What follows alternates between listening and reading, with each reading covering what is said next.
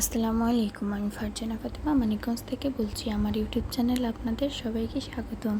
প্রতিবারের মতো আবারও নতুন একটি ভিডিও নিয়ে আপনাদের মাঝে হাজির হলাম। আশা করি আমার এই ভিডিওটি ভালো লাগবে। তো চলুন কথা না বাড়িয়ে ভিডিওটি শুরু করা যাক। তো আজকের ভিডিওটি আমি সকাল থেকে শুরু করেছি, আর এখানে আমি জিরা পানি নিয়ে নিলাম আমার জন্য, আর এদিকে সুফিয়ানের বাবার টিফিন বক্সটাও আমি গুছিয়ে দিলাম, কারণ তার অফিসে যাওয়ার সময় হয়ে এসেছে।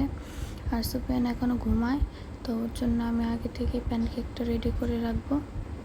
এখানে আমি একটা ডিম দিয়ে আটা দিয়ে প্যানকেকটা বানিয়েছি, যদিও সে এক টুকরো খায়নি পুরোটা। আমাকে খাবারের প্রতি তেমন কোনো আগ্রহ নেই, আগ্রহ শুধু দুষ্টুমির বেলায়। যাই হোক, এখন প্রায় 2:30টার মতন বাজে।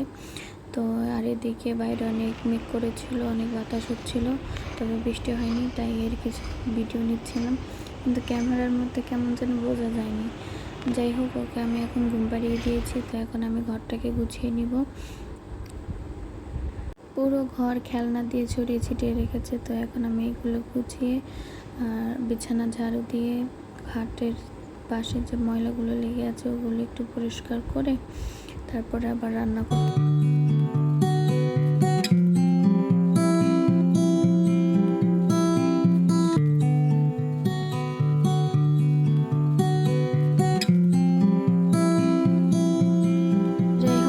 আমি ঘরের কাজ গুছিয়ে নিয়েছি, আর এদিকে আমি কিছু চালের গুঁড়ি বের করে নিয়েছি, এগুলো ডিপ ফ্রিজে ছিল। আর এদিকে মুরগির মাংস বের করে নিয়েছি। চালের গুঁড়ি দিয়ে আজকে আমি মরক সংস পিঠা বানানোর চেষ্টা করব। যাই হোক, রেসিপিটা না শেয়ার করতে পারলেও কিছু ভিডিও আপনাদের সাথে শেয়ার করব। আর এদিকে মাংসগুলো আমি এখন সেদ্ধ দিয়ে দেবো, যেটা দিয়ে আমি মরক সংসার পিঠা বানাবো। তো এদিকে আমি বসিয়ে দিচ্ছি, আদা নুন হলুদ দিয়ে আমি এটাকে সেদ্ধ করে নেব। মাংসটা সেদ্ধ হয়ে এসেছে, এখন আমি আলাদা পাত্রে তুলে রাখবো।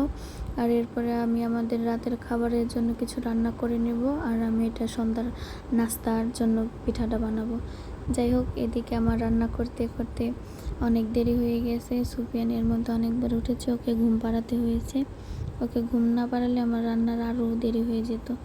অনেক দুষ্টুমি করে, তো তাই ভয়ও লাগে যে রান্না করে কোনটা রেখে কোনটা করে, এই জন্য। আর আমি এদিকে লাউ দিয়ে মুরগির মাংস রান্না করছি, আর এই রান্নাটা আমরা প্রায় করে থাকি। যাই হোক, মুরগির মাংসটা কষিয়ে আমি এর মধ্যে লাউ দিয়ে বেশ খানিকক্ষণ কষিয়ে নেব। আর অন্য পাশের চুলায় আমি পানি গরম করতে দিয়েছি, আমার আটাটাও ছেড়ে এসেছে বরফ থেকে।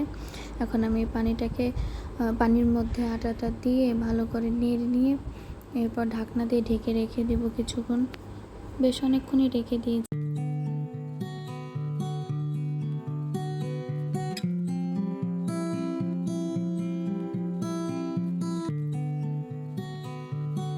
আর এদিকে আমার তরকারি রান্নাটা হচ্ছিল, আর আমি এইদিকে পিঠার জন্য চালের গুঁড়িটাকে এখন আলাদা বলে ঢেলে নিব, আর এটাকে আমি এখন মথে রেখে দেব ঢাকা দিয়ে। যাই হোক, আমার তরকারি রান্নাটা হয়ে এসেছে, তো আমি এখন এই তরকারিটা নামিয়ে নিব। আর এদিকে আমি দেখিয়ে দিচ্ছি আমি কি ব্যবহার করেছি মরক সংসার পিঠার জন্য। আমি পেঁয়াজ কুচি নিয়েছি, সাথে আলু কুচিও নিয়েছি।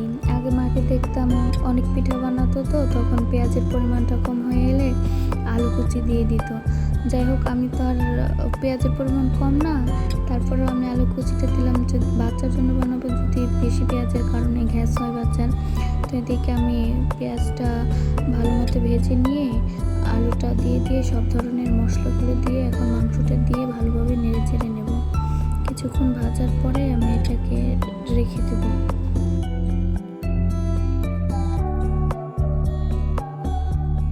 এখন আমার মাংস ভাজাটা হয়ে এসেছে, তো এদিকে বিদ্যুৎ ছিল না, তাই আর আমি তেমন কোনো ভিডিও নিতে পারিনি। তো আমি যেভাবে পিঠাটা বানিয়েছি সেটা আপনাদের বলে দেবো কীভাবে বানিয়েছি।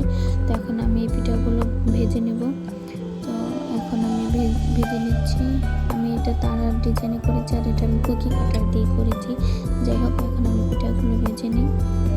আপনাদের কাছে কেমন লেগেছে জানাবেন। আমার কাছে কিন্তু অসম্ভব ভালো লেগেছে, দেখতে সুন্দর, আর বাচ্চাদের খাওয়ার জন্য আগ্রহ তৈরি করে এই ডিজাইনগুলো।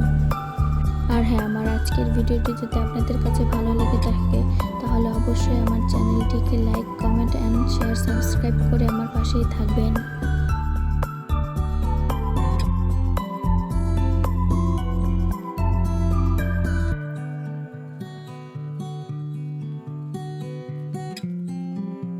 আর আর এখন আমি দেখিয়ে দিচ্ছি আমি কিভাবে পিঠেগুলো বানিয়েছি। যাই হোক, সবাই আমার হাত ইগনোর করবেন, কারণ আমি রুটি বানানোর আগে আবার দুটো মেখে নিই, তো আমার হাতে ভালোভাবে চিপকে যায়। তো যাই হোক, আমি বারবার এই কাজটাই করি। আর এদিকে আমি কিছু আগে থেকে কেটে রেখেছি, তো এখন আমি এর মধ্যে পুর দিয়ে একটার উপর দিয়ে আরেকটা রেখে তো ভালোভাবে চেপে চেপে দিয়ে দিব, যাতে খসে না আসে। আপনারা চাইলে আরও বড় করে ডিজাইনও করতে পারেন, আপনাদের পছন্দ মতো ডিজাইন করতে পারেন। যাই হোক, আমি এখানে কিছু অন্য ডিজাইনের তৈরি করেছি, যেগুলো স্বাভাবিকভাবে সবাই করে থাকে। আর আমার আজকের ভিডিওটি ছিল এই পর্যন্ত। আশা করি আপনাদের ভালো লাগবে।